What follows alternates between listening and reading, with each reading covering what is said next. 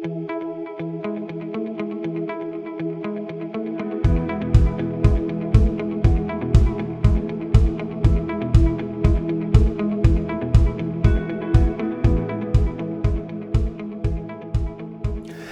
and welcome to another episode of Portfolio Perspectives with me, Tom Santa-Olalla. Now, it's fair to say that markets have been more than a little bit bumpy since our last episode, but here to make sense of things, at least from an investment perspective, is Michael Jervis, one of our portfolio managers on the multi-asset team.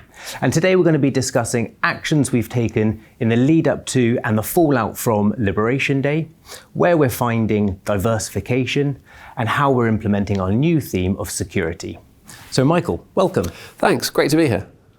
So when we last filmed in February, we just started reducing our equity exposure ahead of the worst of the volatility. How has that played out?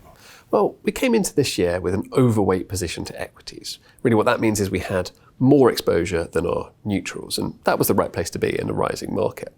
As you mentioned, since February, we've been cutting that back in stages to a modest underweight, which is where we sit today.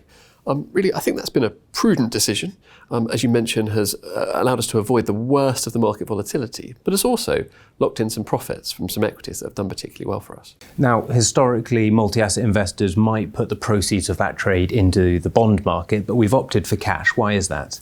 Well, markets have been particularly volatile at the moment, and so having some dry powder in the format of cash has been beneficial, especially as cash is still paying us pretty good yields.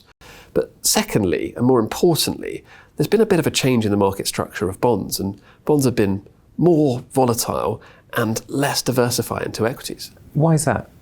Well, I think etched in the memory of investors is a golden 20-year period for bonds between about the year 2000 and the early 2020s, where they offered excellent diversification and really strong positive real returns. But actually, analysis taking further historical context into account suggests that that isn't always the case. And really what we're seeing today with higher inflation, higher government deficits, is that bonds and equities no longer zig when the other one zags. They're less favourable portfolio companions. So that really begs the question then, is there still a role to play for fixed income within portfolios? Absolutely. Bonds still provide a really important source of income, liquidity and ballast for our portfolios. What we're saying is we need to be a little bit more selective about when we use them, and we need to add in diversification around the edges. And where are we finding that diversification? Well, I think it's important to say that we are global multi-asset investors. We are diversified across asset classes, geographies and sectors. But the bulk of our diversification comes from the alternative section of our portfolios, and gold, which we've discussed in these videos in the past, has been a real standout performer for us. So still plenty of levers to pull then? Indeed. Okay, let's take a look at our new theme, which of course is security, introduced in response to the sort of shifting global dynamics. How are we actually implementing that into portfolios? We're actually implementing it pretty broadly because security as a theme covers multiple industries and sectors. Okay, so let's get a little bit more specific then. How are we exposed to, let's say, cybersecurity? Well, cybersecurity is such an important area that touches us all. You only have to look at recent news flow just to see how important it is. Specifically within cybersecurity, we have exposure to a stock called Fortinet. Now, Fortinet is involved in firewall software, which really is the first line of defense in any company's cybersecurity setup. We think it's well placed for growth into the future, and therefore it's a stock that is held widely across Saracen portfolios. Okay, and another stock that's widely held across the security theme is Deere. Can you talk me through that one?